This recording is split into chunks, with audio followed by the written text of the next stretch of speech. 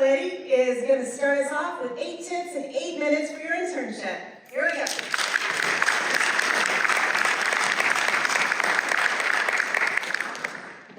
You know you made it in Washington when you get the Kim Jong-un treatment. You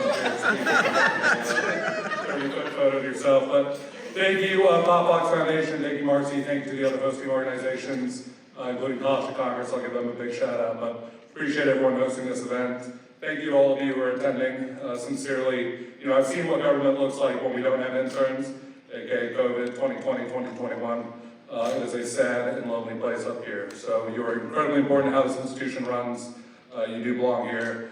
Don't let anyone tell you otherwise. So, as Marcy mentioned, my name is Saat Alety. I'm a partner at a lobbying firm, FedHall Policy Advisors. But previously, I spent 6.5 years as a congressional staffer on Capitol Hill, which does not also include my 3-month internship back in the dinosaur stone era of 2010, when I interned for my hometown member of Congress, Congresswoman Judy Biggert. She was a Republican from the Chicago suburbs. And just to show how quickly things go along, your next speaker is coming from Congresswoman Lauren Underwood's office, who represents the same district that I once worked for. She's a Democrat from Naperville, Illinois.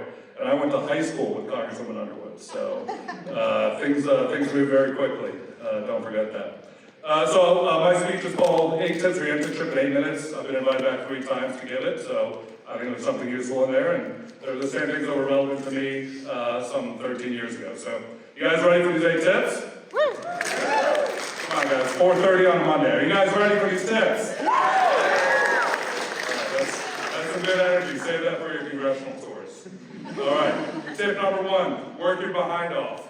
You are not going to get more intricate or involved tasks unless you show me you can do a basic job or a good job with the basic task you're given. So if you're screwing up the coffee and the photocopies and getting 100 copies of an amendment to the congressman for a markup, I'm not going to give you legislative research tasks. I'm not going to ask you to go along to the floor along with the congressman or invite you to after-hour fundraisers. So do a good job of what you're given, more things will come.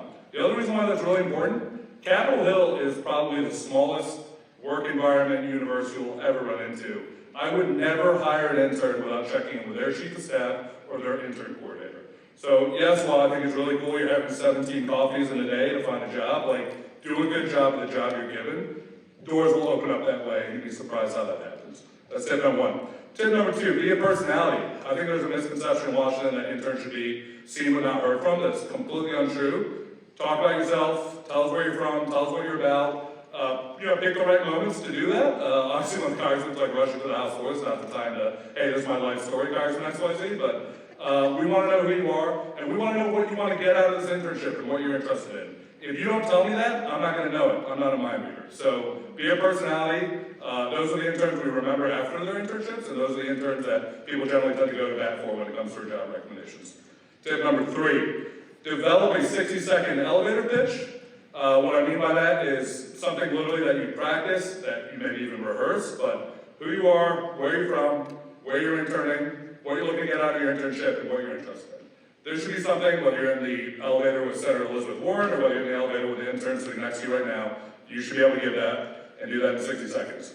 Ask for a business card, follow up with who he or she, whoever you give the pitch to, but be able to give that pitch even when you're put on the spot. Tip number 4. Start cold calling and emailing. I'm 13 years into my career, and I still cold email and cold call people when I'm interested in talking to someone or connecting with someone. Look for commonalities you share with them. We have Politico Pro, we have all kinds of internet databases you guys should get access to as interns now. You can literally tell who on Capitol Hill is from your hometown, who went to the university you went to, who was in the same fraternity or sorority you're in. There's so many different ways you can try to connect with people. Maybe you're a Texas native, join the Texas State Society, start emailing their membership. What is the worst thing that's going to happen to anyone in this room if you cold email or cold call someone? They're not going to respond. As my man said, they'll ghost you. I think he's got a little bit of ghosting experience himself. But, there is no universal blacklist or scoreboard in Washington, D.C. of, you know what, Becky emailed me 3 times for a copy, so I'm going to make sure she doesn't get a job for the next 30 years. Like, that does not exist. Follow up with people. If you have 10 people and you have a 20% return rate, great. You've met 2 new people who can help you in your career and personal development. So cold email, cold call, be polite, be professional, but it's something you should absolutely be doing on a daily basis. That was tip number 4. Tip number 5, be aggressive. You can probably tell it's not one I struggle with, but I get this question all the time from young people new in Washington. You know, should I follow up to that email? Should I follow up to that call? He or she gave me a business card at a reception, but you know, they gave that to everyone, so I don't know, should I email? The answer to all these questions is yes. I mean, there's no conspiracy in Washington, D.C. There's no conspiracy to deny you getting a job or getting what you want out of your internship. People here are generally open to making those connections because we've all been exactly where you've been at one point in time. That's why people like myself and Tom and others speak at these events. I mean, we want to help you out, we want to be responsive.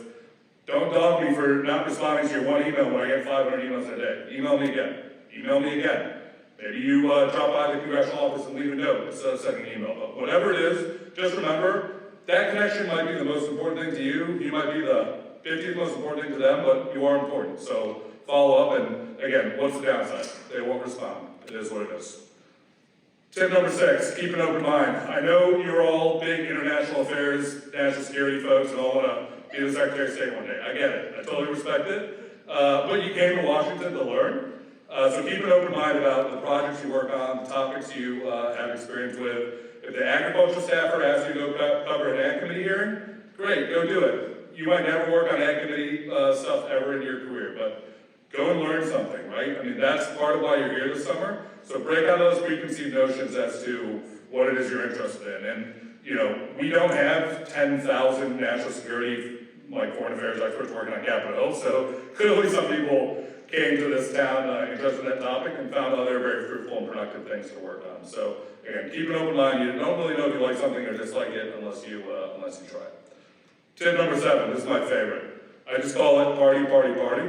But literally, like, party. Go to the happy hours, go to the receptions, go to the mixers, go to the events, go to the bars. I mean, I used to have a boss in Washington who told me that the real work happens after 5 p.m.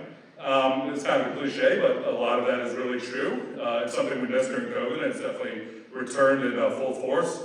I got an email today from one of the staffers that does all the reception listserv for all the events. So she gathers all the receptions, and there's like 50 of them this week alone. And don't try to go to all 50 of them like I did, but you know, try to go to as many as you can. This is how you're going to make connections. You're going to get to know your peers. You're going to get to know staffers, lobbyists, other folks in Washington, D.C., media figures.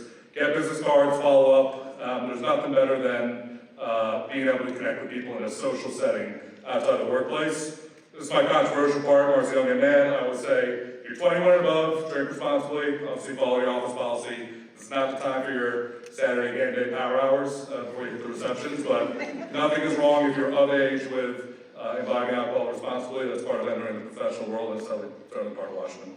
My last 15 seconds, tip number 8, network with your peers. I think there's a lot of kind of concentration on, I want to get to know the chief of staff, I want to get to know the congressman, I want to get to know the legislative director.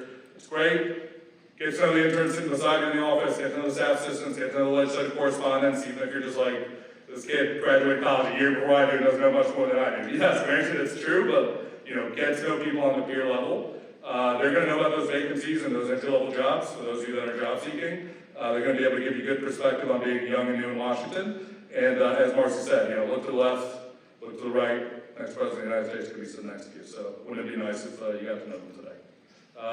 Those are the 8 tips for your internship. I'm super, super easy to reach on the internet, like probably way too easy. Google me, LinkedIn, my email is just my first name, last name @gmail.com. I'm sure POPVOX Foundation puts our contact info up somewhere, but love to connect with anyone this fall. Wish you all the best for your internship.